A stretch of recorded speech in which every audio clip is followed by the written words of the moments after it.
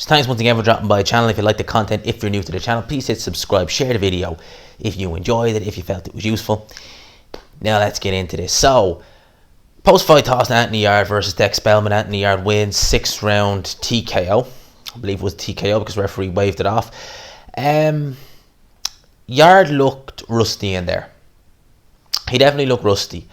Dex Spelman is a very limited fighter. You know, he's not a terrible fighter. You know, he's a domestic level, maybe fringe British level fighter. But he's very limited. He is not a hard target. He's harder to miss than he is to hit, basically. Because he doesn't move his head an awful lot. He's very stationary, very upright. He throws very crude shots. You know, he's not... you know, he's really a domestic level, as I said, fringe domestic level fighter, quite limited. But even still, this is, in theory, the best name on Anthony Yarde's resume. And when I say that, I'm not talking about Kovalev. I'm talking about in terms of Yarde's wins. Obviously, Kovalev will be the best name on his resume, but he lost that fight. In terms of wins, this is the best name on Anthony Yarde's resume. Which just goes to show the level of opposition he was fighting before he fought Sergey Kovalev. It really does show how poor it was. And it was horrific, the level of opposition he was fighting before Kovalev. He looked rusty. That's the first thing I thought of, was he looked very rusty in there. He was very cagey in the first, very conservative. You know, he really didn't let any shots of any note go at all in the first round. And I actually thought Spelman won the first round. Spelman had moments in here. And I would say he probably won about maybe a round or two anyway. He definitely won the first round. Some of the other rounds that Yarde was winning, he wasn't winning them massively. Like second, third and fourth round, he was winning those rounds. But they weren't massive Yarde rounds. It was only because he started, you know, to throw the odd right hand in here and there. You know, he was using his jab, he was staying on the outside, he was walking Dex Spelman down, but he wasn't really stamping his authority on it. He wasn't overexerting himself. There's a few things I'm thinking of. One, he has the memory of maybe gassing out against Kovalev, because in all truth, realistically, this is the first meaningful fight Yarde's had since he fought Kovalev a year ago. Because I believe in February, I think it was, he fought over in Spain against a middleweight, basically, because he looked the guy up on BoxRec. He's a middleweight, and I think he beat him in something like 2-3 rounds. That wasn't a competitive fight. That was against an absolute no-hoper, a middleweight, basically.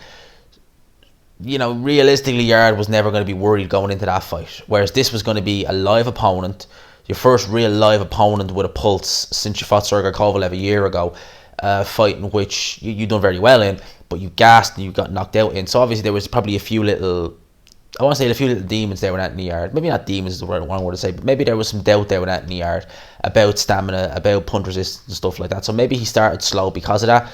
But he was landing a lot of body shots on Spelman. And what I gotta say about Spelman is he's tough. He has a decent chin on him, because he took a lot of shots from Anthony Yarde late on in this fight.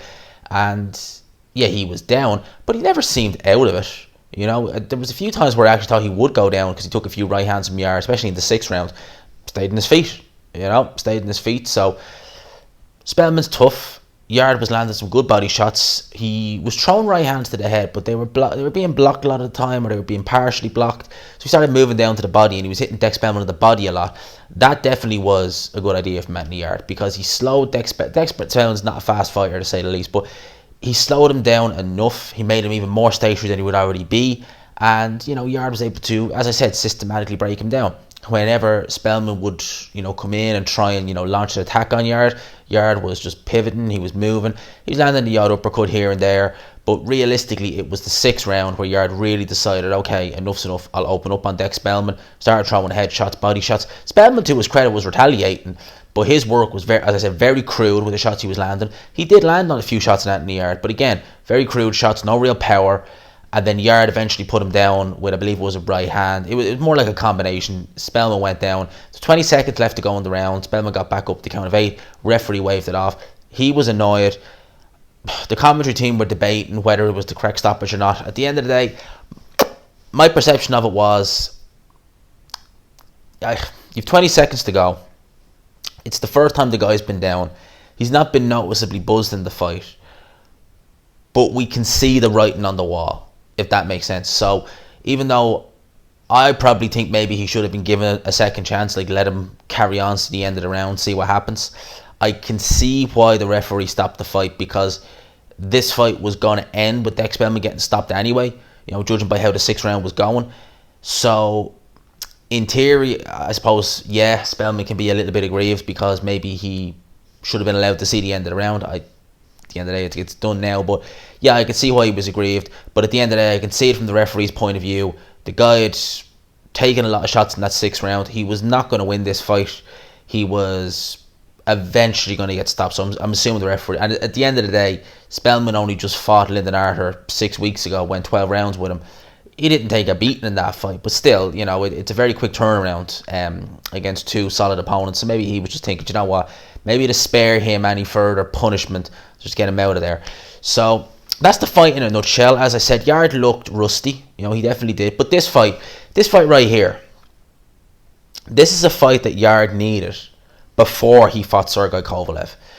Like a Dex Spelman, maybe someone a bit better than Dex Spelman in theory, but a Dex Spelman, and then maybe, I don't know, an Isaac Chilemba or someone like that. They were the fights Yarde should have been taking a year ago before he fought Sergey Kovalev. Would have put him in much better stead for that fight.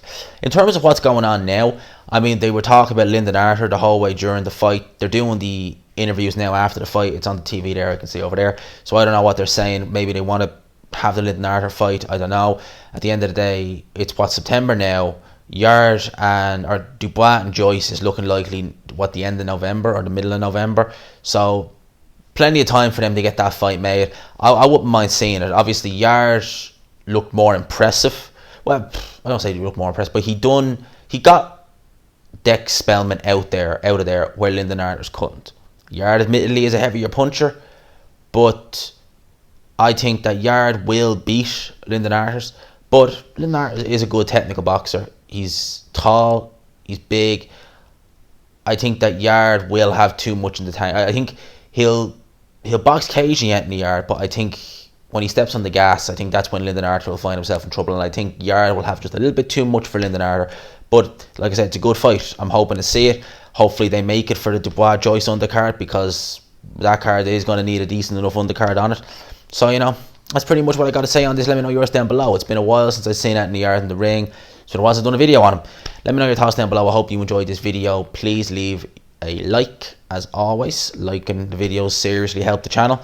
Leave your comments down below what you think Anthony Yarde is going to do next. As always, people, hope you enjoyed the fight. Hope you enjoyed the video.